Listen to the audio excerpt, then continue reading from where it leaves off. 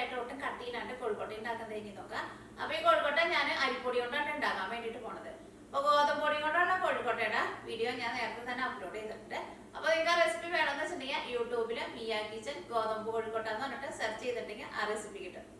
അപ്പോൾ നമുക്ക് നോക്കാം ഇത് തന്നെ റെഡിയാക്കുന്നത്. ഇനി ഇത് റെഡിയാക്കാൻ വേണ്ട സാധനങ്ങൾ എന്തൊക്കെയാണെന്ന് നോക്കാം. അപ്പോൾ കോഴിക്കോട്ട ഉണ്ടാക്കണത് നമ്മൾ അരിപ്പൊടി കൊണ്ടാണല്ലോ ഉണ്ടാക്കുന്നത്. അപ്പോൾ ഞാനിവിടെ അരിപ്പൊടി എടുത്തിട്ടുണ്ട്. അപ്പോൾ നിങ്ങൾക്ക് സംശയം ഉണ്ടാവും ഏത് ടൈപ്പ് അരിപ്പൊടിയാണ് വേണ്ടതെന്നുള്ളത്. ഏത് ടൈപ്പ് അരിപ്പൊടി ആയിരുന്നാലും കുഴപ്പമില്ല. പുട്ടുണ്ടാക്കണ അരിപ്പൊടി, പത്തരി ഉണ്ടാക്കണത്, നൂലപ്പം ഉണ്ടാക്കണ അരിപ്പൊടി, ഇങ്ങനെ എന്ത് അരിപ്പൊടി ആയിരുന്നാലും കുഴപ്പമില്ല. അല്ലെങ്കിൽ നമുക്ക് കടയിൽ നിന്ന് വെറുതെ റൈസ് ഫ്ലോർ എന്ന് പറഞ്ഞിട്ട് വാങ്ങാൻ വേണ്ടിയിട്ട് കിട്ടുമല്ലോ, അങ്ങനത്തെ പൊടി ആയിരുന്നാലും കുഴപ്പമില്ല. അപ്പോൾ ഞാനിവിടെ എടുത്തേക്കുന്നത് അതേപോലെ കടയിൽ നിന്ന് റെഡിമെയ്ഡായിട്ട് വാങ്ങണ റൈസ് ഫ്ലോറിന്ന് വെറുതെ എഴുതിയേക്കണ പൊടിയാണ് എടുത്തേക്കുന്നത്. അത് ഞാനിവിടെ എടുത്തേക്കുന്നത് ഇതേപോലെ മെഷറിംഗ് കപ്പിൽ 1 കപ്പാണ് എടുത്തേക്കുന്നത്. ഇതിന് മെഷറിംഗ് കപ്പ് വേണമെന്ന് ഒരു നിർബന്ധമില്ല.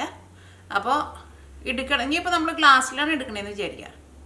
ഗ്ലാസ്സിലാണ് എടുക്കണതെന്ന് വെച്ചിട്ടുണ്ടെങ്കിലും ആ അരിപ്പൊടി എടുക്കണ സെയിം ഇതിലായിരിക്കും നമ്മൾ വെള്ളം എടുക്കുന്നത്. അപ്പോൾ മെഷറിംഗ് കപ്പ് ഉണ്ടെന്ന് വെച്ചിട്ടുണ്ടെങ്കിൽ മെഷറിംഗ് കപ്പിൽ എടുക്കുക. അപ്പോൾ വെള്ളത്തിൻ്റെ അളവ് കറക്റ്റായിട്ട് വരും. അപ്പോൾ 1 കപ്പ് എന്ന് പറയുമ്പോൾ നമ്മൾ എന്ത് സാധനം എടുക്കുമ്പോൾ ഇതേപോലെ ഇങ്ങനെ വടിച്ചെടുക്കണം. അപ്പോഴാണ് 1 കപ്പ് ആവുക. ഇനി ഈ പൊടി നമുക്ക് വെള്ളം ഒഴിച്ചിട്ട് കുഴച്ചിട്ട് എടുക്കണമല്ലോ. അപ്പോൾ വെള്ളം എന്തോരം വേണമെന്ന് വെച്ചിട്ടുണ്ടെങ്കിൽ ഈ സെയിം കപ്പിൽ തന്നെ 1 കപ്പ് വെള്ളം എടുക്കുക. രണ്ടും സെയിം അളവ് എടുക്കുക. എന്നിട്ട് വെള്ളം നന്നായിട്ട് തിളപ്പിച്ച് കഴിഞ്ഞിട്ട് വേണം ഈ പൊടിയിലേക്ക് ഒഴിച്ചിട്ട് മിക്സ് ചെയ്യാൻ വേണ്ടിയിട്ട്. അത് നിങ്ങൾ പ്രത്യേകം ശ്രദ്ധിക്കുക. വെള്ളം നന്നായിട്ട് വെട്ടി തിളയ്ക്കണം. അതെന്തിനാണ് അങ്ങനെ ചെയ്യണമെന്ന് വെച്ചിട്ടുണ്ടെങ്കിൽ ഈ പൊടിക്ക് നല്ല പശിമ കിട്ടണം. പശിമ കിട്ടിയിട്ടുണ്ടെങ്കിൽ മാത്രമേ ഈ കോഴിക്കോട്ട ഉണ്ടാക്കുന്ന സമയത്ത് നമ്മൾ കൈയുടെ ഉള്ളിൽ വെച്ചിട്ട് ഇങ്ങനെ പരത്തിയിട്ട് എടുക്കുമല്ലോ. പരത്തിയിട്ട് എടുക്കുമ്പോൾ അതിങ്ങനെ വിട്ടു പോകാണ്ടിരിക്കണം. അപ്പോൾ വിട്ടു പോകാണ്ടിരിക്കണമെന്ന് വെച്ചിട്ടുണ്ടെങ്കിൽ ഈ പൊടിയിൽ നമ്മളിപ്പോൾ സാധാരണ വെള്ളം ഒഴിച്ചിട്ട് കുഴച്ചെടുത്തിട്ടുണ്ടെന്ന് വെച്ചിട്ടുണ്ടെങ്കിൽ പൊടിക്ക് പശിമ ഉണ്ടാവില്ല. അപ്പോൾ പൊടി വിട്ടു പോകും. അപ്പോൾ 1 കപ്പ് അരിപ്പൊടി എടുക്കുമ്പോൾ 1 കപ്പ് വെള്ളം എടുക്കുക. പിന്നെ ആ വെള്ളത്തിലേക്ക് ആവശ്യത്തിന് ഉപ്പും ചേർക്കണം. അതാണ് നമ്മുടെ കോഴിക്കോട്ടയുടെ മിക്സിങ്. ഈ കോഴിക്കോട്ടയുടെ ഉള്ളിലേക്ക് ഫില്ലിങ് വെക്കാൻ വേണ്ടിയിട്ട് ഞാനിവിടെ തേങ്ങ എടുത്തിട്ടുണ്ട്. ഇതൊരു വലിയൊരു തേങ്ങയായിരുന്നു. ആ തേങ്ങയുടെ ഒരു 1/4 ഭാഗമാണ് എടുത്തേക്കുന്നത്. അല്ലെങ്കിൽ ഇപ്പോൾ നിങ്ങൾ ചെറിയ തേങ്ങയാണെന്ന് വെച്ചിട്ടുണ്ടെങ്കിൽ ഒരു ചെറിയ തേങ്ങ മുഴുവനായിട്ട് എടുക്കുക. അതിപ്പോൾ കുറച്ച് കൂടിയാലും കുഴപ്പമില്ലല്ലോ, ബാക്കി വരാണെങ്കിൽ നമുക്ക് കഴിക്കാമല്ലോ. പിന്നെ ശർക്കര വേണം. ശർക്കര ഞാനിവിടെ 250 ഗ്രാം ശർക്കരയാണ് എടുത്തേക്കുന്നത്. ഈ ശർക്കരയിലേക്ക് ഒരു 1/4 ഗ്ലാസ് വെള്ളം ഒഴിച്ചിട്ട് ഈ ശർക്കര ഒന്ന് അലിയിച്ചിട്ട് എടുക്കണം. ഇതിലേക്ക് ടേസ്റ്റിന് വേണ്ടിയിട്ട് ചെറിയ ജീരകവും വേണം, ഏലക്കായയും വേണം, ചുക്കും വേണം. ചുക്കെന്ന് വെച്ചിട്ടുണ്ടെങ്കിൽ നമുക്കൊന്നല്ലെങ്കിൽ ഇന്ത്യൻ കടകളിൽ നിന്നൊക്കെയും ചുക്കെന്ന് പറഞ്ഞിട്ട് ഡ്രൈ ജിഞ്ചർ എന്ന് പറഞ്ഞിട്ട് മുഴുവനായിട്ട് വാങ്ങാൻ വേണ്ടിയിട്ട് കിട്ടും. അല്ലെങ്കിൽ ഇതേപോലെ ഇങ്ങനെ ജിഞ്ചറിൻ്റെ പൗഡർ കിട്ടും. അപ്പോൾ ഞാനിവിടെ പൗഡറാണ് എടുത്തേക്കുന്നത്. അപ്പോൾ ഇത് 3ഉം ചേർക്കുന്നതിന് കറക്റ്റായിട്ട് അളവില്ല. നമ്മുടെ ടേസ്റ്റിനനുസരിച്ചിട്ട് കുറേശ്ശെ ചേർത്ത് കൊടുക്കുക. ഈ ഇഞ്ചിയുടെ പൊടി ഉണ്ടല്ലോ, ഇത് കുറച്ച് ചേർത്താൽ മതി കേട്ടോ. ഏലക്കായയുടെ പൊടി കുറച്ച് കൂടുതൽ ചേർത്തോ. പിന്നെ ഇതും കുറച്ച് ചേർത്തു. അപ്പോൾ ഇത് രണ്ടും ഞാനിപ്പോൾ ഇവിടെ പൊടിച്ചിട്ടില്ലല്ലോ. അപ്പോൾ ഇത് 3ഉം കൂടിയിട്ട് ഞാൻ മിക്സിയിൽ ചെറിയ ജാറിലിട്ടിട്ട് ഒന്ന് നന്നായിട്ട് പൊടിച്ചിട്ടെടുക്കും. ഇത് ഓൾറെഡി പൊടിഞ്ഞേക്കാൻ തന്നെ, പക്ഷേ ഇത് 3ഉം കൂടിയിട്ട് ഞാൻ ഒന്നും കൂടി ഒന്ന് പൊടിച്ചിട്ട് ഈ തേങ്ങയുടെ മിക്സിയിലേക്ക് ചേർക്കാം. അപ്പോൾ ഇത് നമ്മുടെ ടേസ്റ്റിനനുസരിച്ചിട്ട് നിങ്ങൾ ചേർത്ത് കൊടുത്തോ. ഇനിയിപ്പോൾ നിങ്ങളുടെ അടുത്തിപ്പോൾ ഈ ഡ്രൈ ജിഞ്ചർ ഇതിപ്പോൾ ചിലപ്പോൾ നിങ്ങൾക്ക് കിട്ടാനുണ്ടാവില്ല. അങ്ങനെയാണെങ്കിൽ ചേർത്തില്ലെങ്കിലും കുഴപ്പമില്ല. അപ്പോൾ നമുക്ക് ഇതിലേക്കുള്ള വെള്ളം ഒന്ന് തിളപ്പിച്ചിട്ട് എടുക്കുക. ഞാനിവിടെ ഈ സെയിം കപ്പിൽ തന്നെ 1 കപ്പ് വെള്ളമാണ് തിളപ്പിക്കാൻ വേണ്ടിയിട്ട് പോകുന്നത്. അപ്പോൾ വെള്ളം തിളപ്പിക്കാൻ വേണ്ടിയിട്ട് ഒരു പാൻ വയ്ക്കുക. ഇതിലേക്ക് 1 കപ്പ് വെള്ളം ചേർക്കുക. ഞാനിവിടെ അരിപ്പൊടി എടുത്തേക്കണ സെയിം കപ്പിൽ അളവ് എടുത്തിട്ടുണ്ട് ഇതിലേക്ക് ചേർക്കണത്. അപ്പോൾ വെള്ളം നന്നായിട്ട് തിളച്ചിട്ടുണ്ട്. ഇനി ഞാൻ ഇതിലേക്ക് ഉപ്പ് ചേർക്കാൻ വേണ്ടിയിട്ട് പോവാണ്. ഈ ഉപ്പ് ചേർത്ത് കഴിഞ്ഞിട്ട് വെള്ളത്തിൻ്റെ ടേസ്റ്റ് നോക്കാം.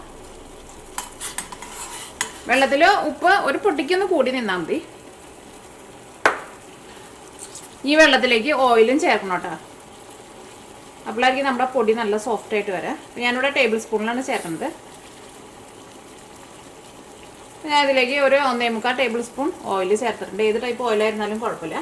ഇപ്പോൾ ഇത്രയ്ക്ക് അളവ് തന്നെ വേണമെന്നില്ല കേട്ടോ. ഏകദേശം അളവിൽ ചേർത്ത് കൊടുക്കുക. പൊടിക്ക് ഒരു മയം കിട്ടാൻ വേണ്ടിയിട്ടാണ് ചേർക്കുന്നത്. അപ്പോൾ വെള്ളം നന്നായിട്ട് തിളച്ചിട്ടുണ്ടല്ലോ. ഇനി ചൂടോട് കൂടിയിട്ട് തന്നെ അരിപ്പൊടിയിലേക്ക് നമുക്ക് ഈ വെള്ളം ചേർക്കണം. ഞാനിവിടെ അരിപ്പൊടി വേറെ കുറച്ച് വലിയ പാത്രത്തിലേക്ക് പാർത്താണ്. ഇനി ഇതിലേക്ക് ഈ വെള്ളം ചേർക്കാൻ വേണ്ടിയിട്ട് പോവാണ്. അപ്പോൾ നിങ്ങൾ ഇതിന് കറക്റ്റ് അളവാന്ന് വെച്ചിട്ടുണ്ടെങ്കിൽ ഈ വെള്ളം മുഴുവനായിട്ടാണ്ട് ഒഴിച്ചോ. ചൂടോട് കൂടിയിട്ട് തന്നെ ചേർക്കാം. പിന്നെ കുറേശ്ശെ അങ്ങനെ ഒഴിച്ച് കൊടുത്തിട്ട് ഇങ്ങനെ മിക്സ് ചെയ്തിട്ട് എടുക്കുക. അപ്പോൾ കറക്റ്റ് അളവല്ലാന്ന് വെച്ചിട്ടുണ്ടെങ്കിൽ എല്ലാം കൂടിയിട്ട് ഒരുമിച്ച് ചേർക്കണ്ട, വെള്ളം കൂടി പോകും.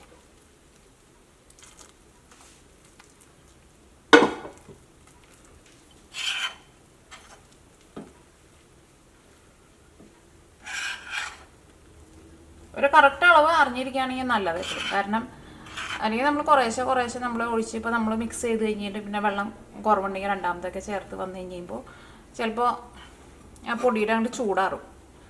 നല്ല ഒറ്റയടിക്കാണ്ട് ഒഴിച്ചിട്ടുണ്ടെന്ന് വെച്ചിട്ടുണ്ടെങ്കിൽ എല്ലായിടത്തും ഒരേപോലെ അങ്ങോട്ട് ചൂട് കിട്ടുമല്ലോ. അപ്പോൾ നിങ്ങൾ മെഷറിംഗ് കപ്പ് ഉണ്ടെന്ന് വെച്ചിട്ടുണ്ടെങ്കിൽ മെഷറിംഗ് കപ്പിൽ അളവ് കൊടുത്തോട്ടെ.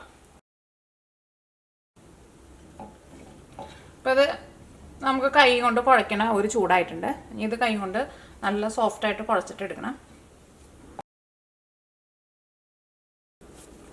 ഈ പൊടി നമുക്ക് റെസ്റ്റ് ചെയ്യാൻ വേണ്ടിയിട്ട് വെക്കാം. അപ്പോൾ ഇത് ഒന്നും കൂടി ഒന്ന് തിക്കായിട്ട് വരും. ഇതിപ്പോൾ അത്യാവശ്യം ചൂടുണ്ട്. ഇനിയിപ്പോൾ നമുക്ക് ഇതിലേക്കുള്ള തേങ്ങയുടെ മിക്സിങ് റെഡിയാക്കിയിട്ട് എടുക്കാം. അപ്പോൾ തേങ്ങയുടെ മിക്സിങ് റെഡിയാക്കാൻ പോണതിന് മുമ്പ് ഇതേപോലെ നിങ്ങൾ കുഴച്ച് വെക്കണം. ഈ കോഴിക്കോട്ടയുടെ ഉള്ളിൽ നമ്മൾ ഫില്ലിങ് വെച്ചിട്ട് കോഴിക്കോട്ടയുടെ ഷേപ്പാക്കിയിട്ട് എടുക്കില്ലേ, അങ്ങനെ എടുക്കുന്ന സമയത്ത് ഈ പൊടിയുടെ ചൂട് നന്നായിട്ട് ആറിയിട്ടുണ്ടാവണം. അപ്പോൾ ഇത് നേരത്തെ റെഡിയാക്കിയിട്ട് വെക്കാം. അപ്പോൾ ഇനി ഇത് നീക്കി വയ്ക്കാം. ഇനി നമുക്ക് ആ ശർക്കര ഒന്ന് അലിയിച്ചിട്ട് തേങ്ങ അതിലിട്ടിട്ട് വരട്ടിയിട്ട് എടുക്കണമല്ലോ. ഇനി നമുക്ക് ശർക്കര അലിയിച്ചിട്ട് എടുക്കാൻ വേണ്ടിയിട്ട് ഈ പാനിലേക്ക് 3/4 ഗ്ലാസ് വെള്ളം ചേർക്കുക. അത് നമ്മൾ ചായ കുടിക്കുന്ന ഗ്ലാസ്സിൽ ചേർത്താലും മതി. ഇതിലേക്ക് ശർക്കര ചേർക്കാം. ഇത് അലിഞ്ഞ് വരുമ്പോഴേക്കും ഞാനിവിടെ ജീരകവും പിന്നെ ഏലക്കായും ഒന്നും പൊടിച്ചിട്ടില്ല, അത് പൊടിച്ചിട്ട് എടുക്കട്ടെ. അപ്പോൾ ഞാനിവിടെ ചുക്കും പിന്നെ ഏലക്കായും ചെറിയ ജീരകവും കൂടിയിട്ട് പൊടിച്ചിട്ട് എടുത്തിട്ടുണ്ട്. അപ്പോൾ ഞാനിവിടെ ഏലക്കായ ഒരു 7 ഏലക്കായ എടുത്തിട്ടുണ്ടായിരുന്നു. പിന്നെ ചെറിയ ജീരകം ഒരു 1/2 ടീസ്പൂൺ എടുത്തിട്ടുണ്ടായിരുന്നു. പിന്നെ ചുക്കിൻ്റെ പൊടി അതൊരു 1/4 ടീസ്പൂൺ ചേർത്താൽ മതി, വളരെ കുറച്ച് ചേർത്താൽ മതി. അല്ലെങ്കിൽ നിങ്ങളുടെ ടേസ്റ്റിനനുസരിച്ചിട്ട് ചേർത്തോട്ടോ. കാരണം ഇതിപ്പോൾ കുക്കിംഗ് ഒന്നും അറിയാത്തവർ ചിലർ ചോദിക്കാറുണ്ട്, എന്നാലും അവർക്ക് അളവ് അറിയണമെന്ന് പറയാറുണ്ട്. അപ്പോൾ അതുകൊണ്ടാണ് ഞാൻ പറഞ്ഞത്. അല്ലെങ്കിൽ നമ്മുടെ ടേസ്റ്റിനനുസരിച്ചിട്ട് നിങ്ങൾ ചേർത്ത് കൊടുത്തോ. അതുകൊണ്ട് പൊടിച്ചെടുത്ത് കഴിഞ്ഞപ്പോൾ നല്ല മണം വരുന്നുണ്ട്. ആ ചെറിയ ജീരകവും ഈ ചെറിയ ജീരകം പൊടിച്ചെടുക്കുന്ന മണം ഭയങ്കര ഇഷ്ടം. പിന്നെ ശർക്കര നിങ്ങൾ ചേർക്കുമ്പോൾ കുറച്ച് ചെറിയ പീസായിട്ട് ചേർക്കുക. അപ്പോൾ പെട്ടെന്ന് ഇതിനകത്ത് അരിഞ്ഞ് കിട്ടുമല്ലോ. പിന്നെ കല്ലുള്ള ശർക്കരയാണെന്ന് വെച്ചിട്ടുണ്ടെങ്കിൽ നിങ്ങളൊന്ന് അരിച്ചിട്ട് എടുത്തോ. അതിപ്പോൾ നമ്മൾ സ്ഥിരം ഉപയോഗിക്കുന്ന ശർക്കരയാണെന്നുണ്ടെങ്കിൽ നമുക്കറിയാമല്ലോ കല്ലില്ല എന്നുള്ളത്. അപ്പോൾ അതുകൊണ്ട് ഞാനിത് അരിക്കണില്ല. അപ്പോൾ ശർക്കരയൊക്കെ ഇതിനകത്ത് നന്നായിട്ട് മെൽറ്റായിട്ടുണ്ട്. ഇനി ഇതിലേക്ക് ഞാൻ തേങ്ങ ചേർക്കാൻ വേണ്ടിയിട്ട് പോവാണ്.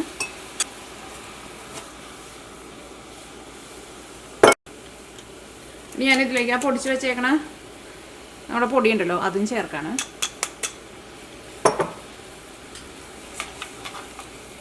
ഈ ശർക്കര പാനി നന്നായിട്ട് വറ്റി വരണം. ഇത് ഡ്രൈ ആയി തുടങ്ങിയിട്ടുണ്ട്. കുറച്ചും കൂടി വെള്ളമുണ്ട്, ഒന്നും കൂടി ഒന്ന് ഡ്രൈ ആയിക്കോട്ടെ. ഇത് ഡ്രൈ ആയി കഴിഞ്ഞ് കഴിയുമ്പോൾ തന്നെ നിങ്ങൾ തീ ഓഫ് ചെയ്യണം കേട്ടോ.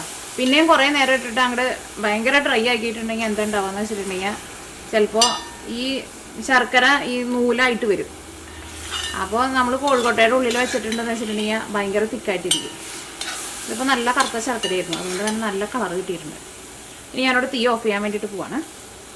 ഇനി ഇത് ഒന്ന് ചൂടാറി കഴിഞ്ഞ് കഴിയുമ്പോൾ ഒന്നും കൂടി ഒന്ന് നല്ല ഡ്രൈ ആയിട്ട് വന്നോളൂ. ഒരുപാട് നേരം ഇട്ടിട്ട് അങ്ങനെ ഭയങ്കരമായിട്ട് അങ്ങനെ ഡ്രൈ ആക്കിയിട്ട് എടുക്കണ്ട. കാരണം ഞാൻ ഇതിന് മുമ്പ് ഗോതമ്പിൻ്റെ കോഴിക്കോട്ടയുടെ വീഡിയോ ചെയ്തിട്ടുണ്ടായിരുന്നു. അപ്പോൾ എൻ്റെ അടുത്ത് ഒരാൾ അങ്ങനെ പറഞ്ഞിരുന്നു, അവർ കോഴിക്കോട്ട റെഡി ആയി കഴിഞ്ഞ് കഴിഞ്ഞപ്പോൾ തേങ്ങ അതിൻ്റെ ഉള്ളിൽ ഭയങ്കര ഹാർഡായിട്ടിരിക്കുകയാണ്.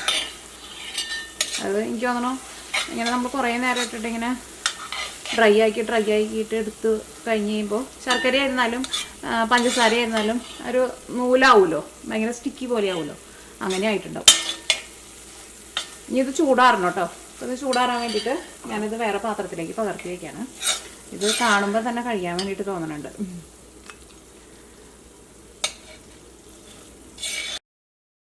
ഇപ്പോൾ നമ്മുടെ തേങ്ങയുടെ ഫില്ലിങ് ചൂടാറിയിട്ടുണ്ട്. ഇനി നമ്മുടെ ഈ പൊടി നമുക്ക് കൈ കൊണ്ട് ഒന്നും കൂടി ഒന്ന് കുഴച്ച് കൊടുക്കാം. അത് നേരത്തെ ഞാൻ ചൂടോട് കൂടിയിട്ട് കുഴച്ചെടുത്ത് കഴിഞ്ഞപ്പോൾ കൈമ ചെറുതായിട്ട് ഇങ്ങനെ പിടിക്കുന്നുണ്ടായിരുന്നു. ഇപ്പോൾ അത് ചൂടാറിയിട്ടുണ്ട്, അപ്പോൾ അത് കൈമ പിടിക്കുന്നില്ല കേട്ടോ.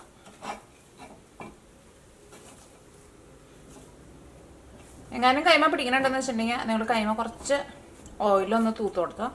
ഭയങ്കരമായിട്ട് പിടിക്കുന്നുണ്ടെന്ന് വെച്ചിട്ടുണ്ടെങ്കിൽ നമ്മൾ എടുത്ത വെള്ളം കൂടിയിട്ടുണ്ടാവും, അതുകൊണ്ടായിരിക്കും. ഇനി ഞാൻ ഇതിൽ നിന്ന് ഓരോ ചെറിയ ഉരുളയായിട്ട് എടുക്കാൻ വേണ്ടിയിട്ട് പോവാണ്. അത് നമുക്ക് എത്ര വലിപ്പമുള്ള കോഴിക്കോട്ടയാണ് ഉണ്ടാക്കാന്ന് വെച്ചിട്ടുണ്ടെങ്കിൽ അത്രയ്ക്ക് വലിപ്പത്തിലുള്ള ഉരുളയാക്കിയിട്ട് എടുക്കുക. ഒരുപാട് വലുതുണ്ടാക്കണ്ട, കോഴിക്കോട് കുറച്ച് ചെറുതായിട്ട് ഇരിക്കുന്നത് ടേസ്റ്റ് കഴിക്കാൻ വേണ്ടിയിട്ട് ഇങ്ങനെ ഉരുട്ടിയിട്ടിടുക.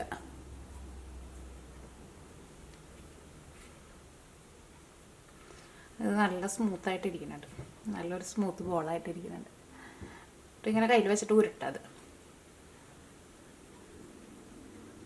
കോഴിക്കോട്ട കഴിക്കുമ്പോൾ കുറച്ച് ഇങ്ങനെ കനം കുറച്ചിട്ട് അതിൻ്റെ ഉള്ളിൽ അത്യാവശ്യം നല്ല ഫില്ലിംഗ് ആയിട്ട് ഇരിക്കുമ്പോഴാണല്ലോ കഴിക്കാൻ വേണ്ടിയിട്ട് നല്ല ടേസ്റ്റ് ഉണ്ടാവുക. അപ്പോൾ അതിന് വേണ്ടിയിട്ട് നമ്മൾ എന്ത് ചെയ്യുന്നത് വെച്ചിട്ടുണ്ടെങ്കിൽ, ഇപ്പോൾ ഉരുള ഉരുത്തി കഴിഞ്ഞിട്ട് ഞാനിങ്ങനെ കയ്യിൽ വെച്ചിട്ട് ഇങ്ങനെ പരത്തി. ഇനിയാണ് ഇതിനെ നമ്മൾ കുഴിച്ചു കൊടുക്കാൻ വേണ്ടിയിട്ട് പോണത്. ഇതിങ്ങനെ പിടിക്കുക, ഇതിങ്ങനെ പിടിച്ചിട്ട് നടുവ് ഇങ്ങനെ കുഴിക്കുക. എന്നിട്ട് ഈ സൈഡ് നമ്മൾ അതനുസരിച്ചിട്ട് ഇങ്ങനെ കനം കുറച്ച് ഇങ്ങനെ കൊണ്ടുപോവുക. ഇങ്ങനെ താഴത്തേക്ക് ഇങ്ങനെ പരത്തിയിട്ട് കൊണ്ടുപോകരുത്, ഇങ്ങനെ കുഴിച്ച് ഇങ്ങനെ മുകളിലേക്ക് കൊണ്ടുപോകണം. അങ്ങനെ കൊണ്ടുപോകണം. അപ്പോഴാണ് അത് ശരിക്കും ഇങ്ങനെ ഒരു കുഴിയായിട്ട് വരാം. എന്നിട്ട് നമ്മൾ അതിൻ്റെ ഉള്ളിൽ തേങ്ങയുടെ ഫില്ലിങ് വയ്ക്കണം. അപ്പോൾ ഇങ്ങനെ കുഴിച്ച് ഇങ്ങനെ കൊണ്ടുപോവുക. ഈ മോള് മാത്രം കുഴിക്കാണ്ട് അടിയിൽ നിന്നും ഇങ്ങനെ കുഴിച്ച് കൊണ്ടുപോവുക. അത് നിങ്ങൾക്ക് അറിയാത്തവരാന്ന് വെച്ചിട്ടുണ്ടെങ്കിൽ ഒരു 2 ഉണ്ടാക്കി കഴിഞ്ഞ് കഴിയുമ്പോൾ നമുക്ക് മനസ്സിലാവും. അത് ചിലപ്പോൾ മുകളിലങ്ങനെ വിട്ട് പോകണ്ടെങ്കിൽ അതനുസരിച്ചിട്ട് അവിടെ ഒന്ന് പരത്തി കൊടുക്കുക. ഇങ്ങനെ കുഴിച്ച് കൊണ്ടുപോവുക. ഇതൊരു സമയത്ത് ഇങ്ങനെ ഫ്ലാറ്റായിട്ട് ഇങ്ങനെ പരന്നു പോകരുത്, മുകളിലേക്ക് തന്നെ പോകണം. കാരണം ഫ്ലാറ്റായിട്ട് പോയിട്ടുണ്ടെന്ന് വെച്ചിട്ടുണ്ടെങ്കിൽ നമുക്ക് അതിൻ്റെ ഉള്ളിൽ പിന്നെ ഫില്ലിങ് വയ്ക്കാൻ പറ്റില്ല. പിന്നെ അതിൻ്റെ നേരേക്ക് വെച്ച് കൊണ്ടുവരുമ്പോഴേക്കും ഇത് ഇങ്ങനെ പൊട്ടിപ്പോയിട്ടുണ്ടാവും. അപ്പോൾ ഇങ്ങനെ കനം കുറച്ചിട്ട് ഇങ്ങനെ കുഴിച്ച് കൊണ്ടുവരാം. ഒരു കപ്പ് പോലെ. സാധാരണ അല്ലെങ്കിൽ നമ്മുടെ വീട്ടിലൊക്കെ നമ്മുടെ അമ്മമാരൊക്കെ ചിലപ്പോൾ ഉണ്ടാക്കുമ്പോൾ, എൻ്റെ വീട്ടിലൊക്കെ ഉണ്ടാക്കുമ്പോൾ ഇങ്ങനെ ഒരുപാട് കനം കുറച്ചൊന്നും ഉണ്ടാകാറുണ്ടായിരുന്നില്ല.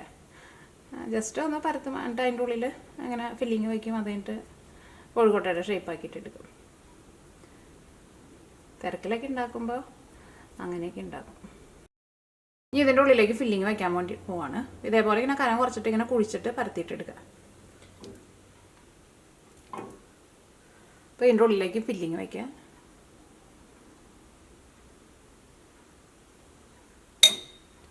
ഫില്ലിങ് അതിൻ്റെ ഉള്ളിലൊന്ന് ഒതുക്കി വെച്ച് കൊടുക്കുക.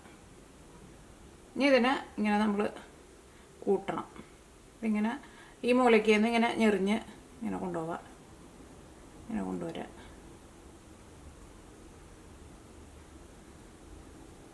ഈ സൈഡിൽ നിന്ന് ഇങ്ങനെ ക്ലോസ് ചെയ്യാൻ. ഈ എൻഡ് വരുമ്പോൾ ഈ സെൻറ്ററിലേക്ക് ഒന്ന് വയ്ക്കുക.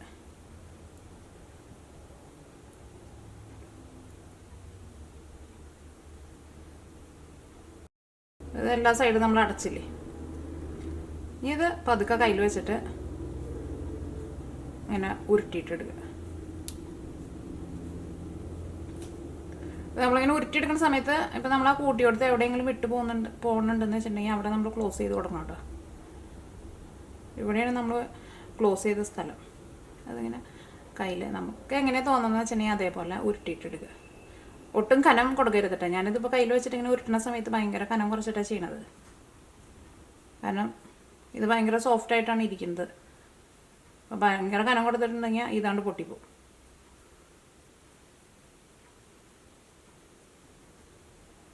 ഇപ്പം നമ്മൾ ആ ക്ലോസ് ചെയ്ത സ്ഥലവും നന്നായിട്ട് അടഞ്ഞിട്ടുണ്ട്. നല്ലൊരു റൗണ്ട് ഷേപ്പായിട്ടില്ലേ. ഇത് നല്ല കനം കുറഞ്ഞിട്ടാണ് ഇരിക്കുന്നത്. ഇനി ഇത് കോഴിക്കോട്ടയായിട്ട് റെഡിയായിട്ട് വന്നു കഴിഞ്ഞപ്പോൾ കഴിക്കാൻ വേണ്ടിയിട്ട് നല്ല ടേസ്റ്റായിരിക്കും. ഇനി അപ്പോൾ ബാക്കിയുള്ളതെല്ലാനും ഇതേപോലെ തന്നെ റെഡിയാക്കിയിട്ട് എടുക്കാം. ഒന്നുകൂടി പരത്തും. ഇതിനെ നമ്മൾ ഇങ്ങനെ കുഴിച്ച് പരത്താൻ വേണ്ടിയിട്ട് പോവാണ്. ഇതേപോലെ ഇങ്ങനെ നടുക്ക് ഇങ്ങനെ കുഴിച്ചു കൊടുക്കുക. നടുക്ക് കുഴിച്ചു കൊടുക്കുന്നതിൻ്റെ അനുസരിച്ച് ഇത് നമ്മളിങ്ങനെ തിരിപ്പിച്ച് കൊണ്ടുപോകാൻ വേണം. ഇങ്ങനെ കുഴിച്ച് കൊണ്ടുപോവുക. ഇങ്ങനെ കുഴിക്കുമ്പോൾ ഏറ്റവും അടിയിലും കുഴിക്കുക, മുകളിലേക്ക് ഇങ്ങനെ കുഴിക്കുക. അപ്പോൾ നമ്മളിങ്ങനെ തിരിച്ചുകൊണ്ടിരിക്കുകയാണല്ലോ. അപ്പോൾ എല്ലാ സൈഡും ഇങ്ങനെ ഒരേപോലെ പോരും. ഞാൻ സാധാരണ ഫ്രോസൺ തേങ്ങ വാങ്ങാറില്ല. തേങ്ങ ഞാനിവിടെ വീട്ടിൽ ചിരണ്ടിയിട്ട് എടുക്കാറ്. ഇതിനെ നമ്മൾ ക്ലോസ് ചെയ്യാൻ വേണ്ടിയിട്ട് പോവാണ്. അപ്പോൾ എന്ത് ചെയ്യണം, ഇവിടെ ഇങ്ങനെ അടയ്ക്കുക. ഇങ്ങനെ ഈ സൈഡ് ഇങ്ങോട്ടേക്ക് തള്ളി കൊടുക്കുക. അത് നമുക്ക് കയ്യിൽ പിടിക്കുമ്പോൾ നമുക്ക് തന്നെ ഒരു ഐഡിയ വരും എങ്ങനെ ചെയ്യാമെന്നുള്ളത്. കൂടുതൽ ഫില്ലിങ് വെച്ചിട്ടുണ്ടെങ്കിൽ ഇത് അടയ്ക്കാൻ വേണ്ടിയിട്ട് പറ്റില്ല. ഇപ്പോൾ ഇത് ടൈറ്റ് ചെയ്യാൻ വേണ്ടിയിട്ട് കുറച്ച് പാടായിട്ടിരിക്കുന്നത്. കുഴപ്പമില്ല. ഇപ്പോൾ ഒരുപാട് ഫില്ലിങ് കൊണ്ട് വയ്ക്കേണ്ടത്.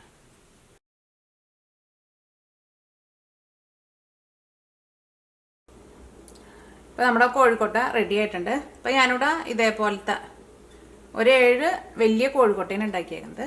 പിന്നെ ലാസ്റ്റ് ഒരു ചെറിയ ഒരു കുഞ്ഞു കോഴിക്കോട്ട ഉണ്ടാക്കിയിട്ടുണ്ട്. പക്ഷേ ഇതിനകത്ത് ചില കോഴിക്കോട്ട കുറച്ച് വലിപ്പം കൂടിയിട്ടുണ്ട്.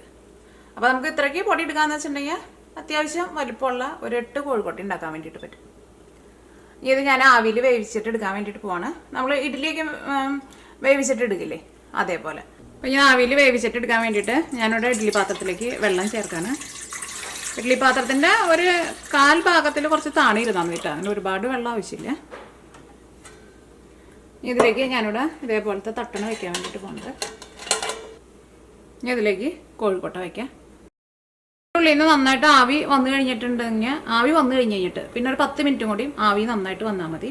ആവി നന്നായിട്ട് വന്നു കഴിയുമ്പോൾ ഈ അടപ്പിൻ്റെ സൈഡിൽ കൂടെ ഇങ്ങനെ ആവി പുറത്തേക്ക് പോകുമല്ലോ, അത് കഴിഞ്ഞ് കഴിഞ്ഞിട്ട് പിന്നെ ഒരു 10 മിനിറ്റും കൂടി ആവി നന്നായിട്ട് വരണം. അപ്പോൾ വലിയ ബർണറൊക്കെയാണെന്ന് വെച്ചിട്ടുണ്ടെങ്കിൽ ആവി വന്നു കഴിയുമ്പോൾ പതുക്കെ ഒന്ന് തീ കുറച്ച് വെച്ചോ, ഒരുപാട് അങ്ങനെ കുറച്ച് വെക്കണ്ട. എന്നിട്ട് നമുക്ക് കാണുമ്പോൾ തന്നെ അറിയാൻ വേണ്ടിയിട്ട് പറ്റും വെന്തിട്ടുണ്ടെങ്കിൽ. അല്ലെങ്കിൽ അപ്പോൾ നിങ്ങൾക്ക് അങ്ങനെ സംശയം ഉണ്ടെന്ന് വെച്ചിട്ടുണ്ടെങ്കിൽ ഒരെണ്ണം എടുത്തിട്ട് ഒരു കത്തി അല്ലെങ്കിൽ സ്പൂണോ എന്ന് വെച്ചിട്ടൊന്ന് കട്ട് ചെയ്ത് നോക്കിയാൽ മതി. അപ്പോൾ ഇതിൻ്റെ ഉള്ളിൽ നിന്ന് ഒരു 10 മിനിറ്റ് നന്നായിട്ട് ആവി വന്നിട്ടുണ്ടായിരുന്നു. അപ്പോൾ നമ്മുടെ കോഴിക്കോട്ട റെഡി ആയിട്ടുണ്ട്. ഈ തീ ഓഫ് ചെയ്യുക. ഇത് മൂടി വയ്ക്കണ്ട കേട്ടോ, തുറന്ന് വയ്ക്കുക. ഇത് ഞാൻ ഇനി പതുക്കെ ഒന്ന് ചൂടാറി കഴിഞ്ഞിട്ടാണ് കേട്ടോ ഇതിൻ്റെ ഉള്ളിൽ നിന്ന് എടുക്കണത്.